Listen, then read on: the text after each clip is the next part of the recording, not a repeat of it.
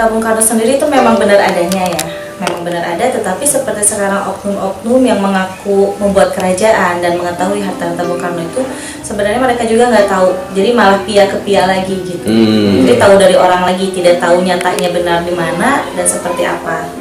Jadi sekarang ini seperti oknum-oknum itu memanfaatkan situasi untuk mendapatkan penghasilan untuk pribadinya sendiri.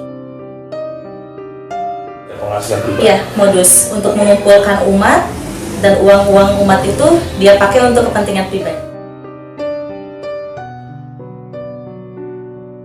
Kalau yang betul ada untuk sementara ini di Jawa Barat yang saya baru tahu itu betul adalah Kesultanan Selacau Tasikmalaya. Karena di situ juga tersimpan dokumen-dokumen lengkap, tetapi untuk beliau sendiri juga tidak tahu harus bagaimana cara untuk mencairkannya. Peninggalan Bung Karno yang ada disimpan di Kesultanan Selacau. Sebenarnya banyak banget sih harta karunnya berupa dokumen-dokumen penting, peta, terus emas, sama uang-uang yang zaman dulu itu yang bisa ditukar untuk bisa melunasi hutang-hutang negara. Bisa lunas utang Indonesia. Makanya dari dulu itu disimpan dan memang tidak digunakan waktu zaman masanya Pak Karno. Karena memang sengaja bahwa Pak Karno itu memang punya kelebihan, bisa melihat ke depan seperti apa. Yang ke depan ini kan sekarang Indonesia ini malah banyak hutang ya. Dan sebenarnya itu harta Bung Karno udah waktunya sebenarnya di 2019-2020 ini bisa cair. Milik negara, tetapi ada sisanya itu bisa digunakan untuk milik rakyat juga.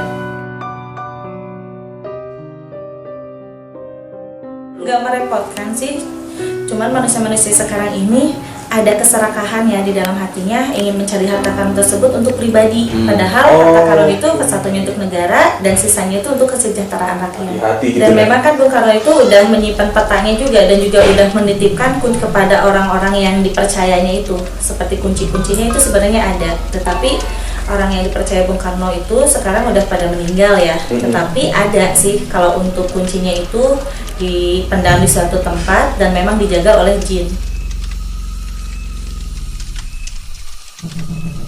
Nah, kalau itu harta yang memang kita cari sendiri yang memang sesuai ada di dalam keterangan kitab Awapak, kitab Ihya Ulumuddin, dan juga ada di dalam kitab-kitab lainnya.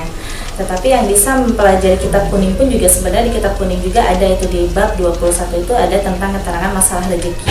Yang disebut rezeki itu rezeki yang bisa kita cari sendiri dengan doa-doa yang bisa datang perantaranya Syekh Tawasul Malaikat Jibril, Syekh Tawasul Asari Baghdad, Syekh Tawasul Sahabat Yusuf. Itu insya Allah kalau misalkan kita udah mentok nih cari rezeki secara lahiriah, kita bisa mencari rezeki secara batin, yaitu dengan mengamalkan tawasul-tawasul yang memang ada di dalam keterangan kita. Dan kitab Wapak, Ihya Ulumuddin, dan kitab kuning, dan kitab sebagainya. Dan harta itu dalam bentuk apa? Bisa dalam bentuk emas dan bisa dalam bentuk uang kalau itu. Dalam keterangannya itu di dalam kitab Ihya Ulumuddin itu ada 4 tingkatan dalam mencari rezeki dan mencapai cita-cita. Kita ada, misalkan saya juga punya rumah tetapi utangnya banyak gitu. Secara lahir kita mencari uang itu tidak akan mungkin sampai ketutup. Itu di dalam kitab Ihya Ulumuddin itu ada, kerjakanlah ini yang sebabiannya itu kita bertawasul kepada Malaikat Jibril. Nanti mendapatkan hasil, tetapi kita harus berani perihnya juga seperti puasa, zikir, dan sembahyang 5 waktu itu jangan sampai ditinggalkan. Kalau dengan batin, dikerjainnya dengan batin juga dengan doa. Iya, itu tiba-tiba ada di dalam di bawah sejadah. Gitu. Karena memang udah saya alamin sendiri sih. Udah pernah dicoba? Udah. Karena pernah waktu tahun 2013 itu saya mendalami kitab tawasul Malaikat Jibril. Alhamdulillah berhasil. Kembali lagi ke harta karun Bung Karno ya, itu juga kita sebenarnya harus waspada juga karena banyak sekali oknum yang mengaku-ngaku yang tujuannya itu ujung-ujungnya nipu. Karena kalau secara mata batin saya gitu ya, kalau saya lihat itu sepertinya tidak akan ada orang yang mampu menggali harta karun Bung Karno kalau memang hatinya penuh dengan keserakahan dan mempunyai hati yang gak baik. Itu pasti gak akan bisa. Jadi karena kalau misalkan kita ingin bisa mensejahterakan rakyat dan juga bisa membantu keuangan negara, harus benar-benar yang hatinya ikhlas, baru itu bisa. Sebenarnya mendunia ya kayak itu mendunia. Orang luar negeri Bung Karno kan Karena simpanan yang di Swiss aja itu kan masih ada, yang di Swiss juga masih ada, bahkan ceknya juga sudah diberikan kepada seseorang dan saya tahu siapa orangnya. Belum dicairkan karena memang masih belum aman sih yang saya lihat ya, karena masih banyak orang-orang yang kayak merongrong gitu, yang ikut bertanggung jawab, ikut kayak gimana ya, bahwa itu saya, padahal bukan, karena waktu itu juga kunci yang sama Pak Karno diberikan kepada seseorang sebelum seseorang meninggal itu dipendam dan diberikan ilafat kepada seseorang untuk bisa mengambilnya, dan sebenarnya sekarang udah ada di tangan manusia. Kalau tapi cek Swiss.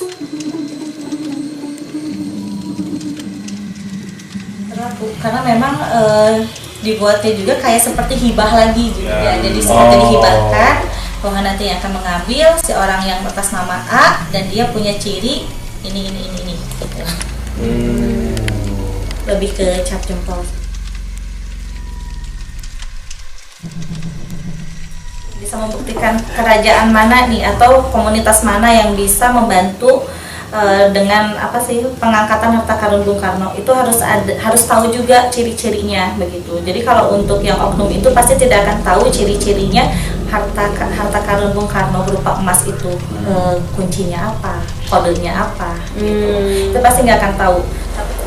Jadi kalau untuk ciri-cirinya itu ada kode ya di dalam emas batangan itu. Jadi kalau di dalam emas batangan itu, kalau orang yang benar-benar tahu pasti tahu kodenya seperti apa dan ada ukiran foto siapa.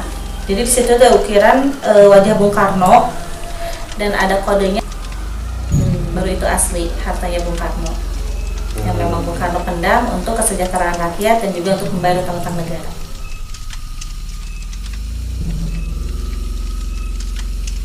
Kalau untuk keseluruhan harta Bung Karno itu pasti akan ditemukannya oleh Satria Piningit. Waduh, seru banget dong. Benar. Dan memang Satria Piningit itu sudah lahir ke alam dunia, memang sudah ada. Kalau untuk yang 2019 sampai 2020 ini, itu untuk sebagian untuk mensejahterakan rakyat.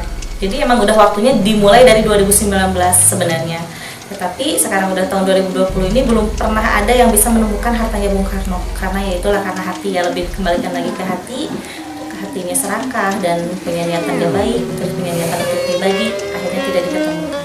Tetapi sebenarnya ini hartanya Bung Karno itu seperti udah nggak sabar gitu, ingin secepatnya keluar gitu sebagian.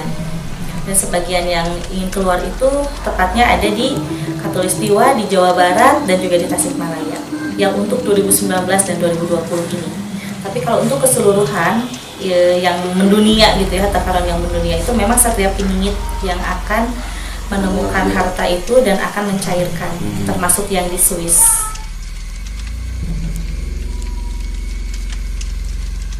Bung Karno itu kan udah tahu kedepannya bakal seperti apa.